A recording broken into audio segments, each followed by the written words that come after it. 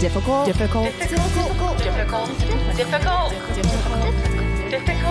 Women. Well, hello. Hey there. Hey, girl. Hey. Ooh, what's up? Oh, man. How's Nashville? Nashville is amazing, I have to say. I've been very inspired by the people here this week.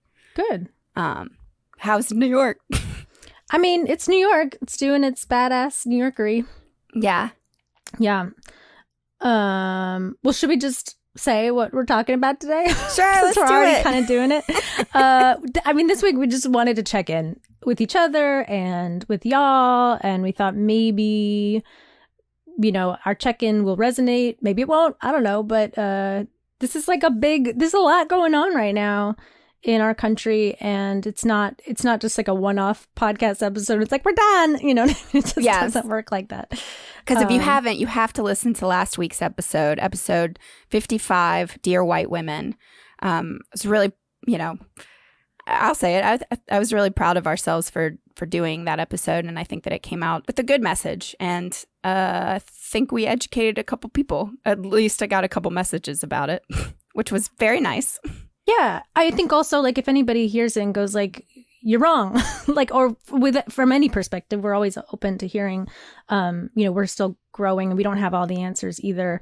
We're just trying to get those conversations going, which it seems like they are, just with or without our podcast. It seems like people are having more conversations now, which is very hopeful, because, you know, this stuff needs to change yesterday.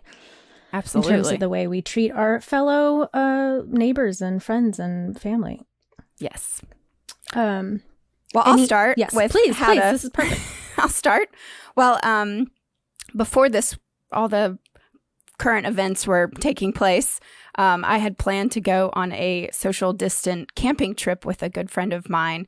So we met in Tennessee, in the mountains of East Tennessee. And for 24 hours, our phones, I didn't even know this, but upon arrival, all of a sudden it was like no service. But I didn't know what I'd be missing out on, because everything seemed so tense when I left. But it was already planned weeks ahead. So I still went.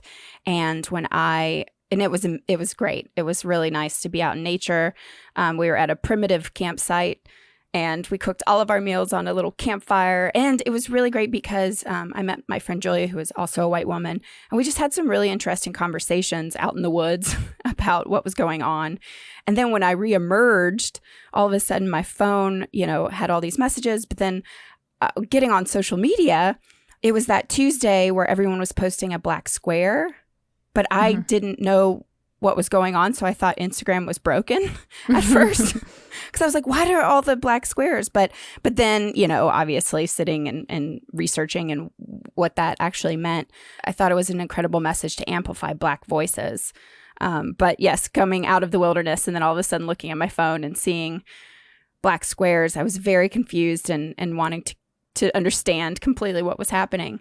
But then also...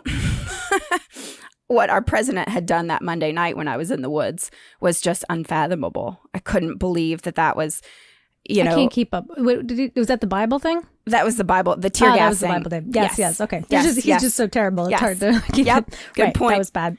But it was just, you know, turning off your phone for one day to come out and have that was what the president had done, you know, tear gassed peaceful protesters just so he could do a photo op. I couldn't, you know, every day it's something else he just sinks lower and lower and lower and lower.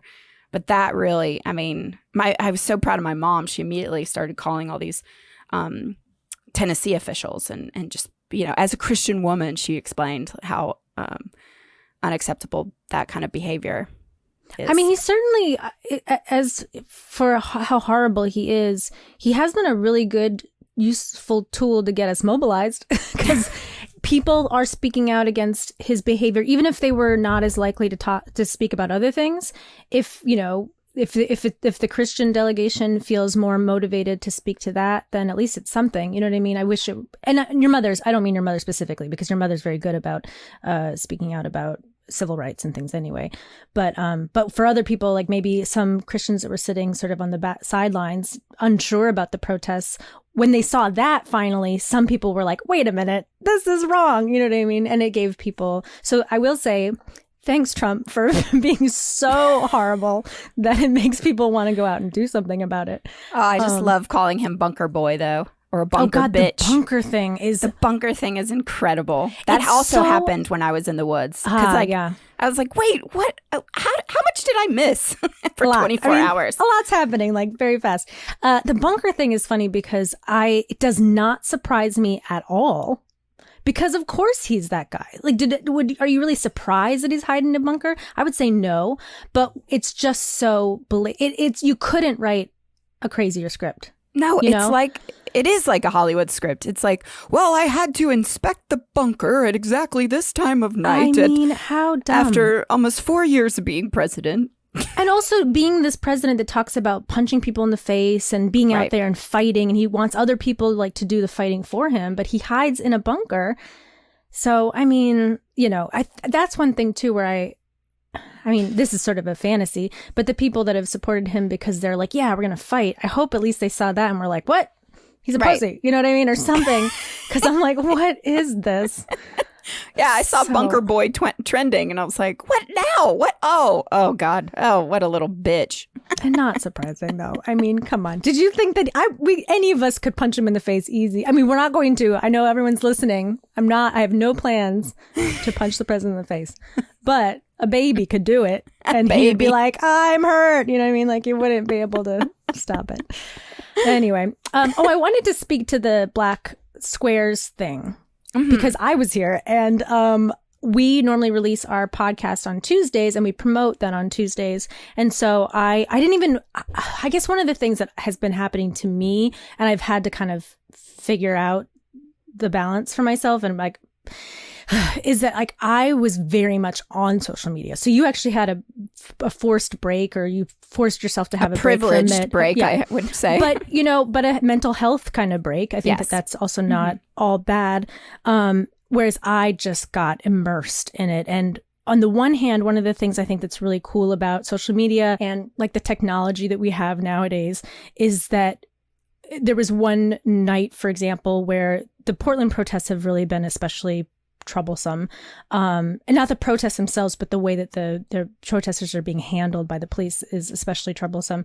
But I was watching then live Facebook feed footage at like 3 a.m. And I'd be watching footage from this woman's balcony because it was happening outside her apartment. And you could see from that perspective. And then there'd be like another Facebook feed that would start, like another live stream that would start. And it would be somebody who is on the same block, totally doesn't know this other person, but is in the middle of the actual protest. So you could see all these different perspectives in another state and watch it in real time with your own eyes and see like really what's going on. And that's not something that was available to us in the 60s, Right. So it's really, that has been, I think, one of the things that has really helped this movement so much is that people can actually see. And then on top of that, obviously all the video footage that people are taking of the police brutality that's happening at the protests and the instigators who are instigating the riot, the looting and stuff like that. So that's also so useful to have that footage now and be able to really call people out in a way that, because unfortunately, someone might say, this is what's happening and people don't believe them, right? So you're like, here, look at it. Right. Here it is right now. But back to the black square thing on Instagram. So I was on the internet anyway at 3 a.m. because that's what I've been doing. And people started posting that black square. And at first I was like, okay, it's like 1 or 2 people. And then even as the night was progressing, it was like everybody was starting to post it for the Tuesday day. And I was like, fuck, because we had something to promote that I wasn't so much that I wanted to promote the podcast. It was that I wanted to promote that episode because I thought that episode was going to help contribute to the conversation. But then if everybody's jumping on this bandwagon about like, we're not going to post anything tomorrow, then I just was like, I don't know what to do. because I don't want to be the outlier and then get called out. We're in that weird internet world too, where you can get called out for doing the wrong thing. And, you get kind of like, oh God, what do I do? What do I do? And I also had this feeling immediately. I was like, this makes no sense to just not post at anything in the middle of a time where we're trying to protest and have a voice, to just silence ourselves. And it was really unclear at first what the purpose of this thing was. And I was seeing a lot of white people posting the boxes, but I was even seeing Black people posting the boxes. And I was like, that doesn't seem right. Like, and also we need to get information back and forth through the internet about the protests, like more than ever. So I was feeling that right away, but I still kind of gave in. I was like, I don't know. I didn't have anything to post. It was so important, like a protest information, but I definitely felt unsure, but I went along with it and we did the Black boxes and stuff. And then, and I personally made a comment just being like, I don't really believe in this as a way to protest. And then it became more clear, like, I looked it up too, that it really was supposed to be, originally, the idea was that it was more like you said, amplifying Black voices so that people, if they had something useful to say, and especially Black voices, giving them a space to be heard, that's really cool to like have it be all Black, except for like Black voices saying what they want to say about these subjects, or anything they want to really. But it wasn't really happening like that. Like the message hadn't gotten spread clearly. And that was one of the first things that I noticed about how it highlighted how troublesome the internet can be too if the message isn't spread properly, or that everyone kind of almost like, I don't want to say mob mentality, but there's something about everybody kind of jumping on the bandwagon without thinking something through. And that's an interesting thing that's also been happening during this period, where people want to help, but it doesn't always manifest in something useful unless it's done properly. You know what I mean? Right. Yeah, I felt this week was a lot of you're doing it wrong sort of actions, whereas people's intentions were right, but things were kind of getting a little bit confusing. And I think with social media, if there's a social media campaign specifically that intends to do good. So the Black Square thing was meant to take a minute from your personal social media postings, especially as white people, then to amplify Black people's voices. And then it had to do with a certain hashtag. And then if you tagged the wrong hashtag, it was hurting you, or I don't know. I was very confused, but also I think the original idea behind it is awesome. Right. But so here's what's and this is what's complicated about it, is that the original idea definitely is awesome. That's great. There's no doubt that the intention is good. But the thing about the hashtags was that people were hashing it Black Lives Matter, and that was filling up the feed of important protest information. Like if you were trying to join a protest, or if protest leaders were trying to communicate with each other or with other people about what was happening in a protest that was happening now. Let's say someone was in an escalated situation with a police officer and they were trying to spread that information quickly.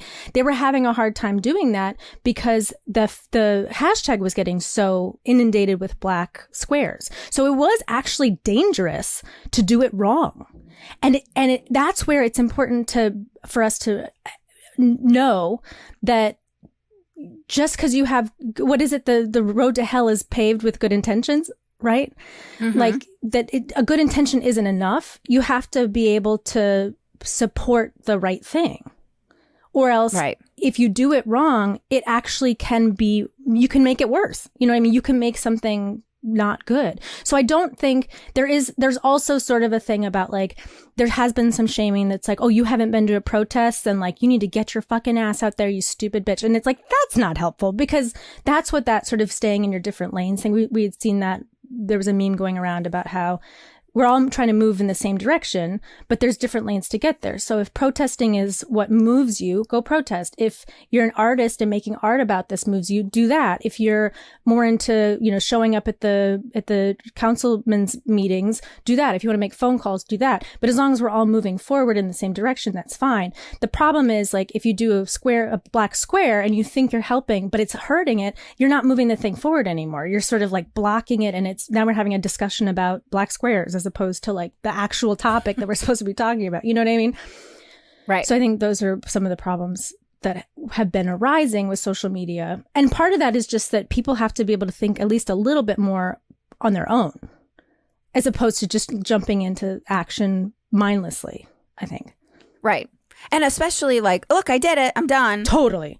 And that is a very common social media mentality with a lot of different things, right? Is that it's National Donut Day and everyone posts a donut and then like we, whatever. Done. Yeah, exactly. So it's like, that's sort of how we've been conditioned to use the internet. It's like, get on board and do the donut, and then we are doing the ice bucket challenge. Everybody throw ice on yourself. Great. Does anyone know why we're doing that? I'm not sure. You know what I mean? But like, that's sort of one of the dangers. And yet it can also be this great way to amplify information. Mm-hmm. And yeah. Well, another place that was a problem later this week was the that 8 Can't Wait campaign that again was 100% good intention, well intentioned, and maybe you're still supporting that campaign. I don't know if people even know about what that campaign is. Maybe we should explain it more.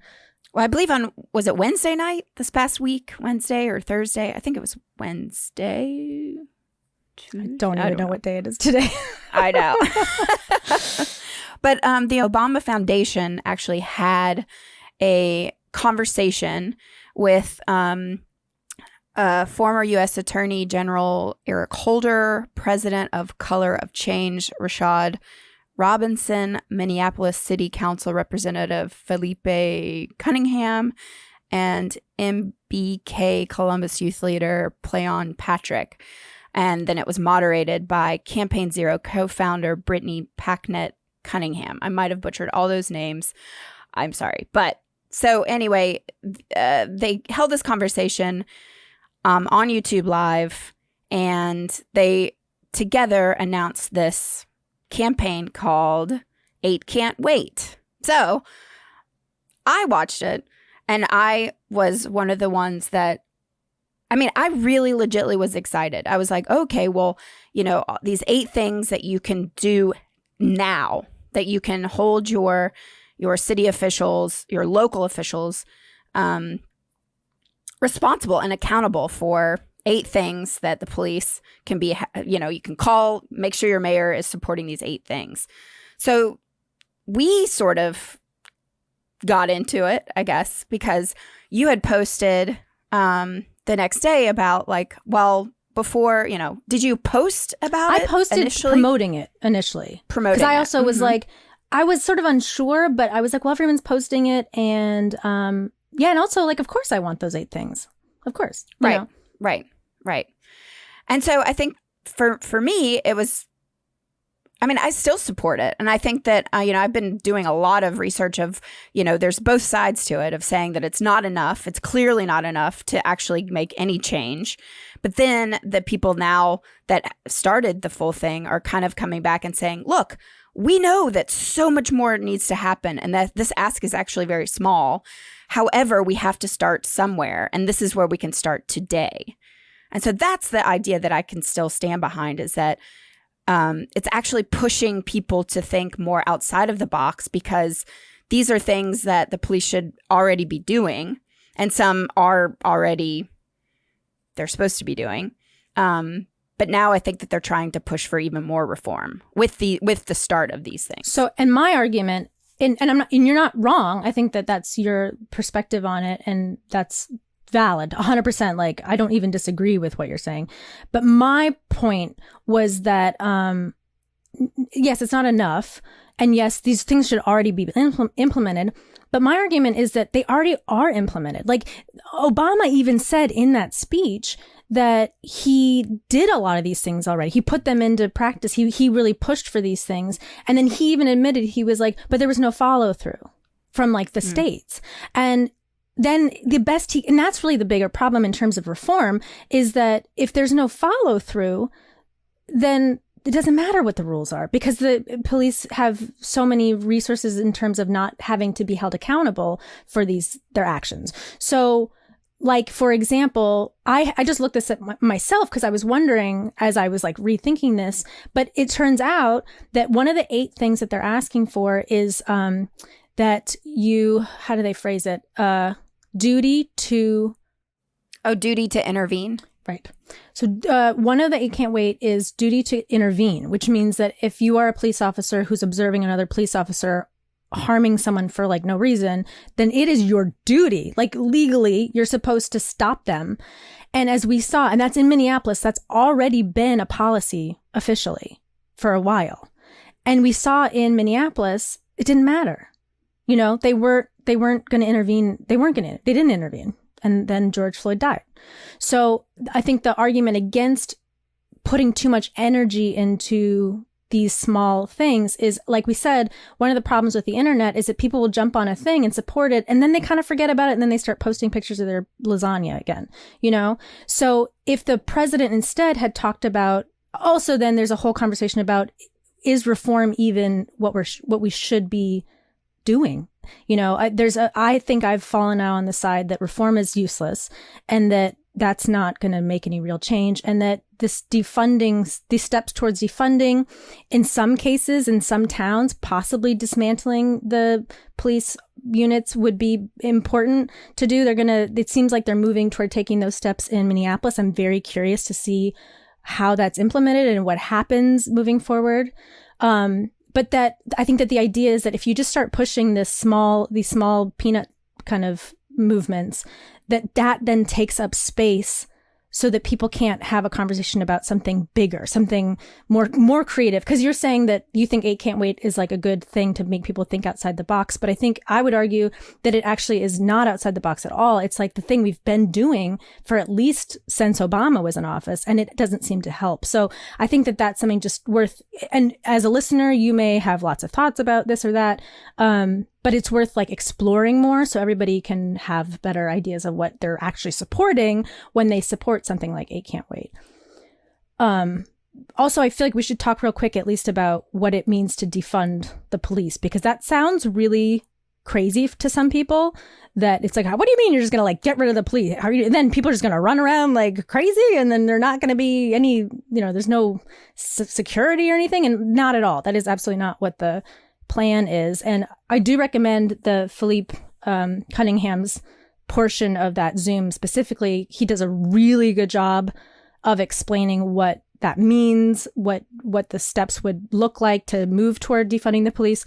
But one of the things that I think is like a good starting place to think about it is, like, for example, if we had more services that were like that, if that money that we take from the police departments and we put it into community services like mental health services, not only could that prevent some things that happen in the communities where the police then have to come and intervene, but also, like, let's say you're walking out on the street and you see a guy about to jump off a roof to kill himself, and you go, oh my God, I got to do something. I'm going to call 911.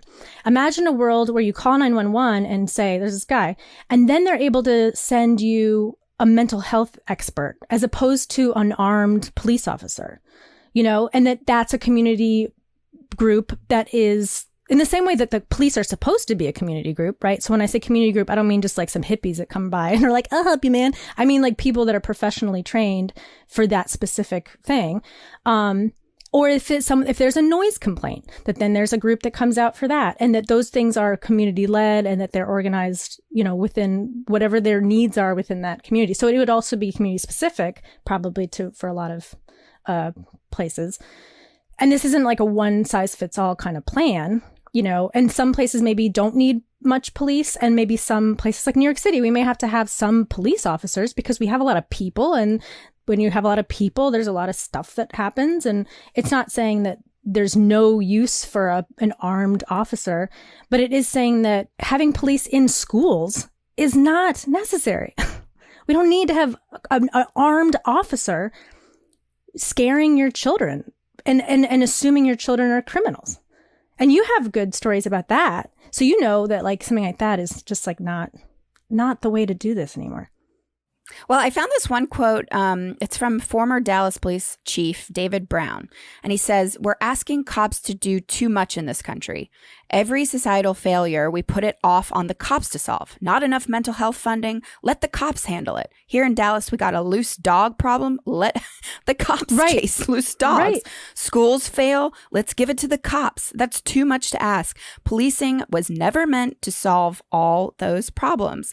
And Yeah, I think starting with police in schools, they're putting police in schools because, or at least where I used to teach, deep in Brooklyn, it was airport tight security. So just imagine you're a 13-year-old girl going to high school for the first day, and you have to first be like, you take all of your stuff, put it through like airport, like, you know, security system. Then they have a wand that they're doing on you as well, just to go to class.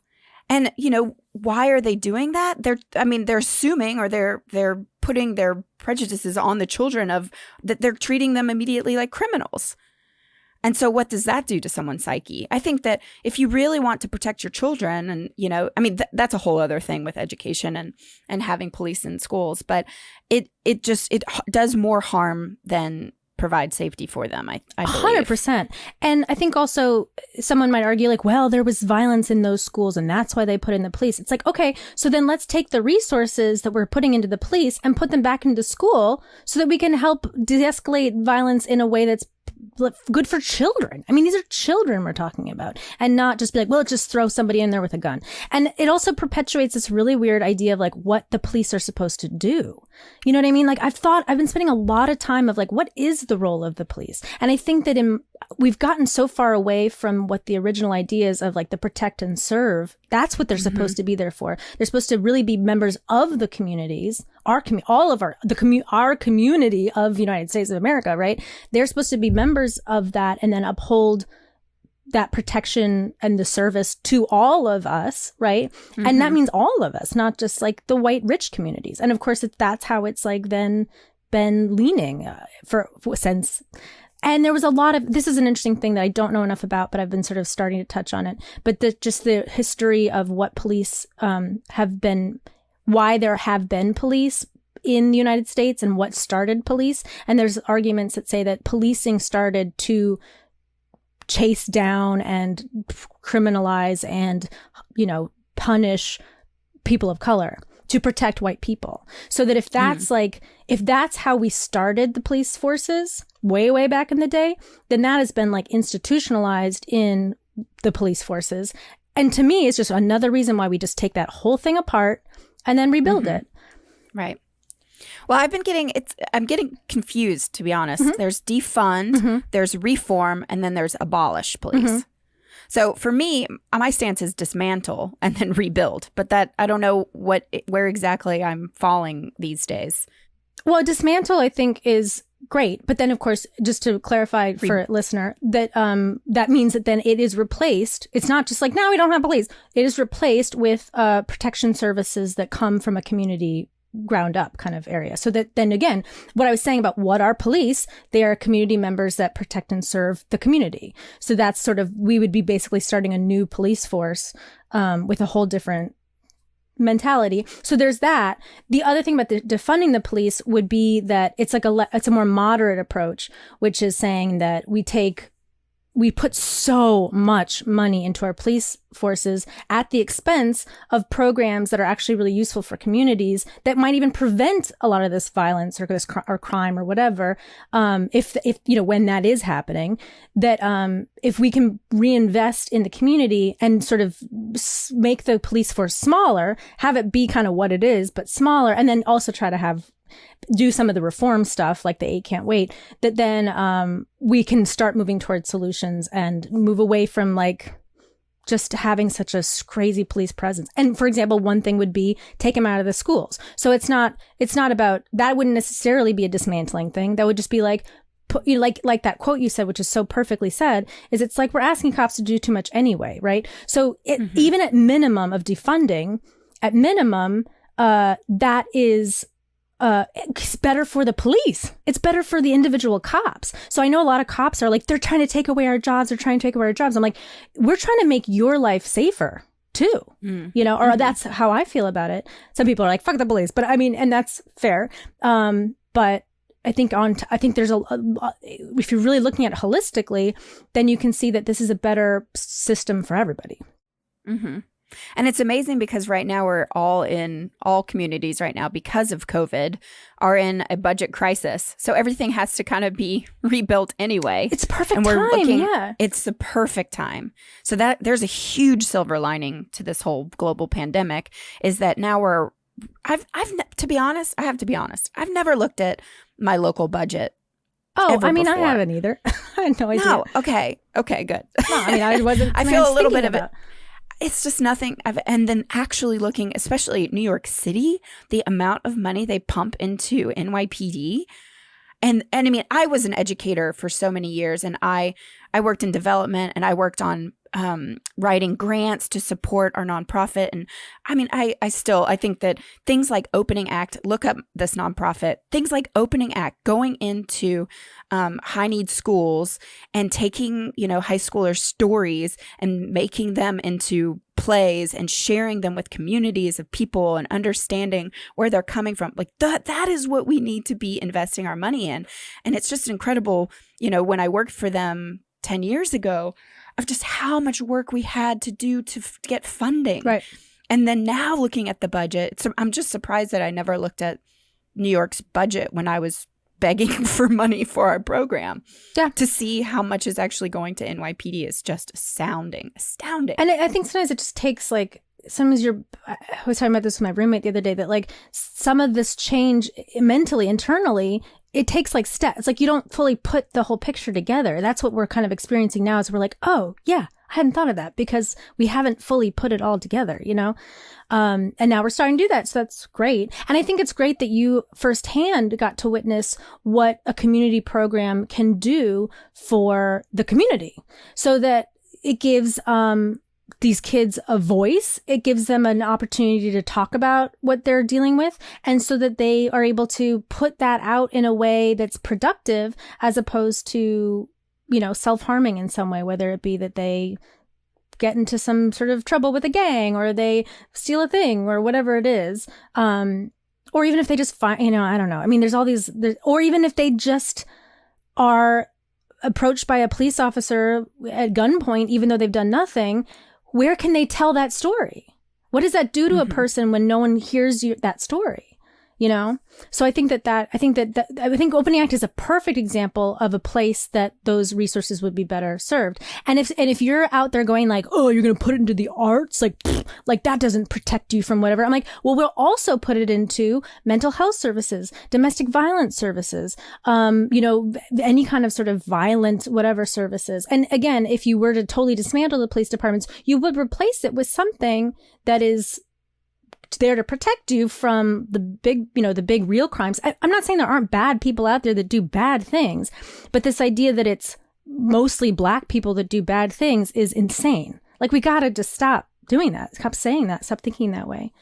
And here's another question I've been having this week is that, we've been pumping so much money into militarizing our police force, but then we also have the National Guard. Right. So yeah. So I was wondering about this, and I was talking to somebody, and I don't know, I need to look into this more too. But one thing that I heard was that some of it we actually pay for, some of their budget does go to tear gas, which we're realizing now how fucked up tear gas is and how much damage it does. So that's not, especially during COVID, by the way, what a horrible time to be tear gassing people randomly. Pulling down their masks. I mean, clearly, if anybody hasn't seen some of these videos, just I don't want to traumatize you, but spend a little bit of time looking this stuff up about what's happened in the last week with the police brutality against the protesters, because that's nuts. But I would say that apparently, because of the industrialized complex around militarization, there's been a lot of extra machine guns and extra tanks that they just donate to these police forces. So it's not even that's not even in the budget for some of it. But why does some small police force in Kansas need a tank? I remember a couple years ago, I don't know if you saw that, but it was some small police force procured a tank and was driving it out for some. I mean, we're what are you doing? You're not against us. You are part of our community. That's the mentality you're supposed to have, and clearly don't. And the other thing that we witnessed during the protest was that the National Guard has been trained in very well in de-escalation, and they've been trained to, if somebody throws a bottle at them, they know not to shoot right away. You know what I mean? They know to like keep calm, and that's what they're good for. And the military just generally, whereas police forces aren't trained for that. They're just not trained for that. So they're hot-headed. Not everybody, but some people can be really hot-headed and then just start attacking and pushing. And I don't know if you saw that video of that elderly man who he came up to police to give them one of their helmets because they had dropped a helmet. And I think he was chewing him out a little, but then the guy just pushed him. He stumbled, hit his head, and the amount of blood in that video is crazy. And then when one of the cops went to go help him up, and another cop stopped him, and then none of the cops helped to get him up. That is not protect and serve. That is not being part of your community. That is not reasonable anything. That's not reasonable. And something like the National Guard or some of these people, they actually are trained in that. So if we need the National Guard, we have them. We don't need the police to be the National Guard. The police, that's not their job. Right. And that is what I've learned this week, is how much we do need the National Guard, but then how much we have to reform the police in order to not. We have the National Guard. We're good over there. Now let's get back to our protect and serve in other ways that really are part of the community. Exactly. So, and I mean, okay, I'm going to go off on this other weird thing, but like I listen to a lot of true crime podcasts and stuff. And I've been seeing a meme floating around, like, and I can't remember the exact statistic, but number one, it's saying that I think it was 1 in 3 or 1 in 4 strangers that kill people as a police officer. Yeah. So I think the statistic is something that like, if a person is murdered by a stranger, 1 in 4 of those stranger murders is done by a police officer to someone they don't know. Right. But then there's other statistics, and this is where it goes to like listening to all these crime podcasts and stuff. But like usually when there is a real crime, like a murder or something, it more times than not is someone in the community that they know. It's not a stranger, actually. And frequently it's their husband or their wife or their, you know what I mean? Like that's the most common thing. Right. And so since we know these statistics and we listen to them on funny comedy podcasts also, that's a whole other thing about police too, is that when they're called for like a really, traumatic crime, if they know the community within they're in, people then they'll be able to solve the crime better. Yeah. It's almost, I mean, it's really rebuilding a real community aspect of protect and serve. Yeah. And it just made me think in a different way of like, oh, wait a minute, we know how crimes work, or at least, if you're listening to My Favorite Murder, it's usually somebody within the community. Yeah. So if the police know the community, are really part of the community, like every Saturday they go and help the community build houses and things, then crimes can be solved easier, I think. And honestly, the most high profile crimes as of late that have been caused by strangers to strangers have been like the mass shooting in Las Vegas by that guy from the hotel during the festival, that kid that shot up the church, the kid that shot up the school. Those are the kinds of crimes that are like stranger on stranger. You know what I mean? And those are all done by white people. Right. So like, what are we talking about here? Why are we, Right. But also, I mean, a whole other issue to talk about too is just the for-profit, how prisons are for-profit. I mean, that is 100% a part of this problem. Yeah. And that's something that I was learning about this week as well, of just follow the money.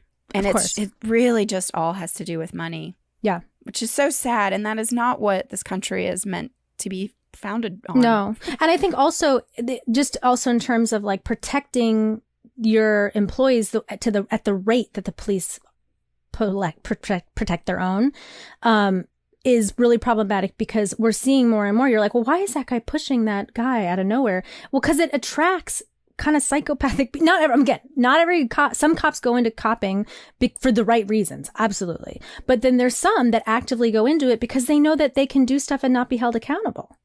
Right. And there is some talk about how there are a lot, and we know this kind of already, but that there are a lot of white supremacists that are cops, and that they kind of tell each other like, hey, a really good way to move forward our white supremacy agenda is to join the police force, because then you can kill Black people and you won't get charged. Whereas if you're not a cop, then you might go to jail. We'll try to protect you, but you might still not go to jail, but but your chances are much high. You won't go to jail for sure if you just randomly kill Black people as a cop. And people are like, yeah. So it's like a known thing within the white supremacy community that that's a way to move forward their agenda. So it's like, that's unacceptable, obviously. And we have to, and then there's a whole conversation about police unions right now because they're, again, very, very holding strong adamantly, like in support of their workers, which is what a union's supposed to do. So, okay. But we just can't work with that anymore. That's just not. Right.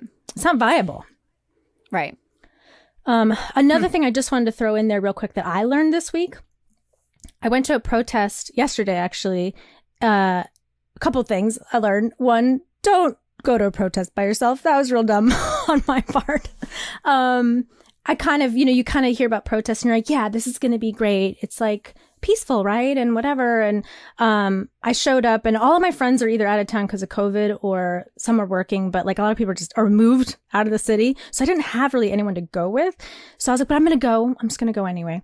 And I wore my glasses because they say don't wear contacts because of the pepper spray, wear comfortable shoes, whatever. So I showed up but again, I'm thinking like, this is going to be like fine and whatever. But then immediately they read you your rights. They tell you like, this is what your rights are. So if you get arrested, they had us write the phone number of a law firm that was helping people if they do get arrested. So everybody had to write on their arm this phone number because you're just like, oh, this is real. This isn't like sha-la-la, like we're all just gonna like be happy and love each other and walk around, And then the woman said, who was running it, the women that were running this thing were so cool. I was so impressed with them. But she said full out, she was like, I just want to make this really clear. This is not a peaceful protest. And I was like, what? Oh my God, what am I doing here? Like, what's happening? And what does she mean? And then she clarified and she was saying like, she's like, I want you, she's like, especially you white people, she's like, I want you to stop saying peaceful protest. She's like, for two reasons. One, peaceful protests tend to be equated with like rich people and white people. And that means that non-peaceful protests then are equated with people of color. So that's already problematic. But then in addition to that, if you say peaceful protest, then there must be another kind of protest, which is not peaceful. And her point was like, a protest is a protest. You're protesting a thing, and it's peaceful until it's not. And if I think about like how we were walking down the street then, did I feel peaceful as I was shouting, fuck the police? Like, no, I mean, that's not really what that's about. And I think that speaks also to people that like we had all these curfews in New York and in different cities across the country. And there would be like police violence maybe after a curfew. And then everyone loved to like be like, well, you shouldn't be out after curfew. Well, you shouldn't be out. And it's like, this is a protest. This isn't about following the rules. This is about speaking up and working, fighting for something regardless of whatever the rule is. And again, I don't know. I guess I was going to say I'm not against like keeping curfew, but I am against, I personally am too chicken shit to like be walking around after curfew. But like, I think if people are still protesting after curfew, that's because it's a protest. Right. There's not a right way to protest in that sense. And it kind of comes back to the Colin Kaepernick thing. It's like, you didn't like that. That was the wrong way to protest, right? For some people. And it's like, well, but talk about peaceful protest. You know what I mean? So I don't know. I'm going to still think about that. But I thought that idea of like saying, keeping pushing this idea of like a peaceful protest versus the rioters and the looters. It's like, we're missing the point if we're like too focused on that. And I hadn't thought of that until yesterday. So that's something I'm going to think more about. Well, also, I've been listening to a lot of podcasts, and I listened to Pod Save America this week, and they were just saying that the media obviously pushes the violent protests because it's a story, yeah. And then it really just takes away from really what is at hand and why people are protesting. So don't let the media, yeah, and just don't get into the like. If you're gonna waste your time, if you want to argue with people about stuff, that's fine. But I'm realizing too that if we get stuck on, it's almost like a semantics thing of like these violent looters and these whatever. It's like, who cares? It's such a small percentage of the people out there anyway. Right. But again, labeling the people that are out there as peaceful, I don't know about that. You know what I mean? I'm gonna look into how I feel about that fully, because I think I'll tell you. Yeah, I think you're trying to demonstrate to people like, look at these good people. It's like they're just people. We're all just people. Like, and we're mad. And why are we not allowed to be mad about? We should be mad about this. You should feel not peaceful in that moment. You should be like screaming your ass off. Right.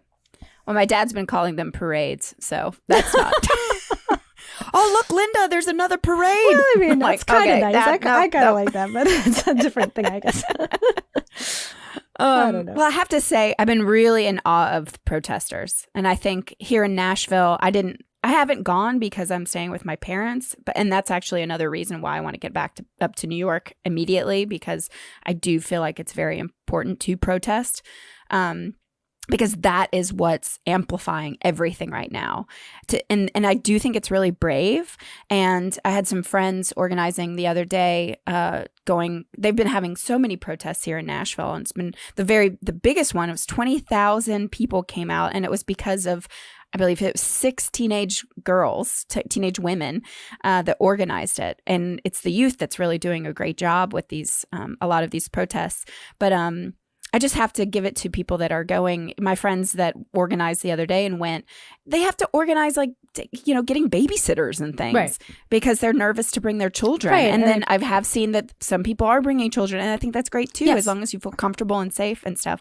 But I think protest right now is the most important thing we can do right now. I mean, email, call your local officials, put your money, donate to organizations, these professional, community organizations that are organizing protests and things. I think that's amazing. But I think actually showing up to me, that seems to be the number one thing to be doing right now, if you feel comfortable. Right. And I think that's the thing is it's like, I do think that is one of the reasons why we've gotten so much movement in the last week or whatever, is the physical bodies being out in the streets being like, fuck this. So, I mean, yes, I could not agree more with that. But I think also like the other thing I was very aware of when I was out there was like, oh, we're in a pandemic too. You know what I mean? Which is insane. It is insane that we're dealing with multiple things at once, like huge things like that. And I will say at our protest, everyone was wearing masks. Everyone was very respectful of that. And I thought that was like, that made me feel better. But I was like, oh, I might get COVID here.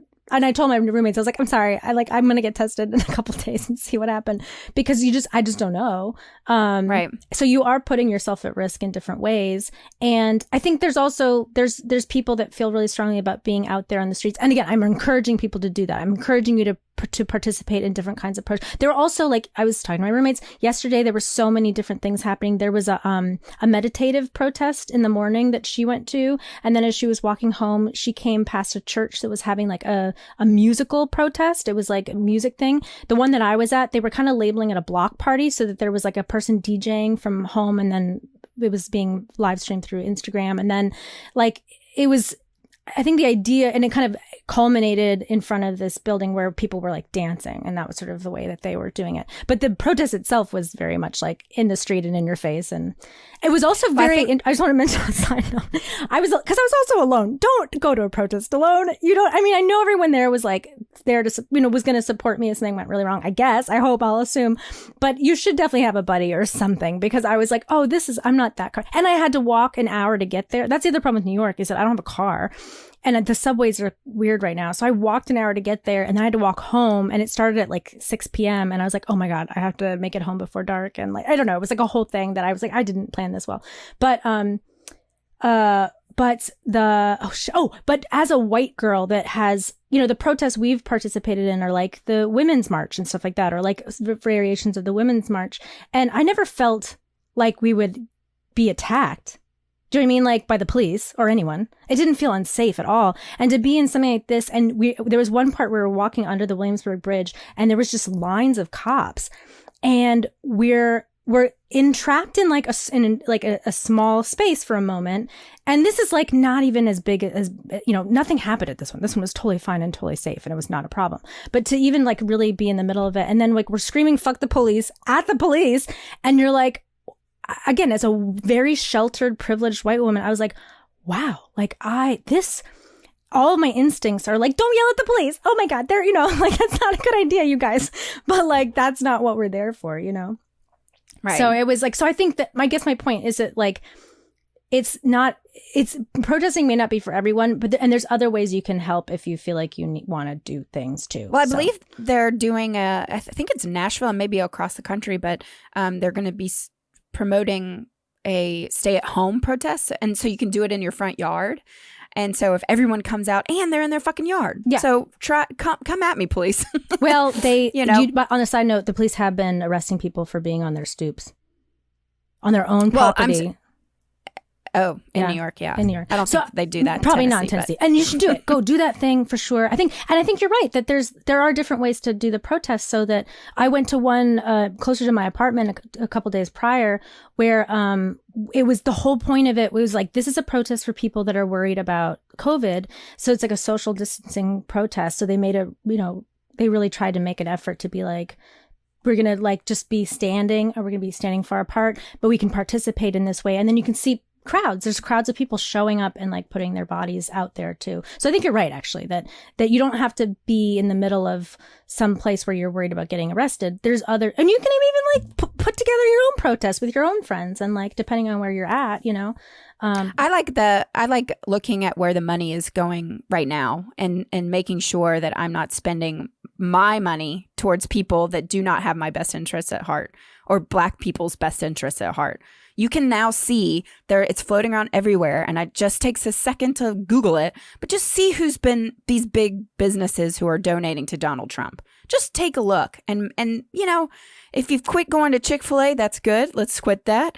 But then also let's stop some other things. Like, I don't know. There's a lot of people. I mean, it was like McDonald's, Wendy's, all these fast Burger food chains, King, Urban Outfitters, which we've known for a while has been a problem. And I don't know. I've been sort of turning a blind eye like an idiot. But that's a good way to protest. If you can't show up on the street, make sure, protest with your money. It's such a good way. And also and when you spend that money not at McDonald's, then take it to a Black-owned business. Right. I think that's a great idea. And Yelp has done a really great job now too, is that you can easily look to see where Black-owned businesses are in your community. That's so great. And then order from them. So this week I think has been, it started off really, God, what a fucking weird president, an awful human being. And then all the protests, the police brutality that was happening, but then there has been some real change in just 1 week. Yeah. So I am hopeful that we're on the right path. Yeah. And a couple of things I just want to list a couple. There's so many things that have changed, but like, just remember that because of the protesting, because of us speaking out, because of us doing something, the charges were upgraded against the officer that killed him, and that the other officers were charged. That's happened within the span of time. LA, and it wasn't going to happen otherwise. LA introduced a motion to reduce the LAPD's budget. Their budget at the moment is $1.8 billion, and they're going to reduce. I don't know how much they were going to reduce it, but that's at least moving in the right place. A lot of officers have been fired and charged because of the videos during protests that have been taken. So that's something. People are talking to their families. We're having this conversation. That's a huge thing that's happened because of this. And also there's been protests all over the world that have sprung up in support of the United States. And also other countries are realizing we have a problem too. So this really has, I feel very inspired and motivated and hopeful. We have to continue to be diligent, but, well, I got an email from our comptroller, Scott M. Stringer. I had emailed him about the budget, and I got an email back last night saying that he was going to propose, this is in New York City, but today I'm calling on the mayor to cut $1.1 billion from the NYPD budget over the next 4 years. That'd be great. So that's what they're proposing too. So that's the right direction. We'll see. We got to stay on it. And I have a plan. I want to be more active in showing up at some of these meetings and these, you know what I mean? I think for me, that's something that moves me, is like being more active within my specific community and joining some community groups that are directly affect where I live, Right. Well, great. And everybody, I just want to say too, is that everyone, is able to protest in their own way. Everyone is figuring it out in their own way. There's gonna be missteps. There's there's no right or wrong way about going forward in all this, but we just have to go forward. Everyone needs to be taking some sort of action, whichever action that may be. But now is not the time to be complacent. No, I couldn't agree more. And if you do make a misstep, then this is a really good time to learn how to be humble and say, oops, I'm sorry, I made a mistake. Let me rectify it. And if we make a mistake, let us know. You have to hold us accountable. Please, we love that. We're just trying. Tell us we're wrong. We love it. We love it. All right. Anyway, well, we know it's been a rough week for some, so might as well check out this website and just pleasure yourself for just a little bit. Definitely. Relax. It's a good way to relax. Free stuff is awesome, but free stuff to spice up your bedroom is even better. Select almost any one item for 50% off, and then Adam and Eve loads on the free stuff. Enter offer code HORIO at checkout and get 10 tantalizing free gifts. A sexy item for him, a special gift for her, and a third item you'll both enjoy. And 6 free spicy movies. Ooh! Plus, free shipping. That's HORIO, WHOREO, HORIO at adamandeve.com. All right. Thank you all so much for tuning in. If you do have any comments or anything, any stories you'd like to share, please send it to difficultwomenpodcast@gmail.com. Follow us also on Patreon. We have some exciting new things over there. It is under Reformed Whores. So if you go to patreon.com/Reformed Whores, you can support us that way. Anything else, Katie? Yeah, you covered it. I love it. We love y'all. Love you too. I mean, and I love you too, Marie. Okay. Bye. Goodbye.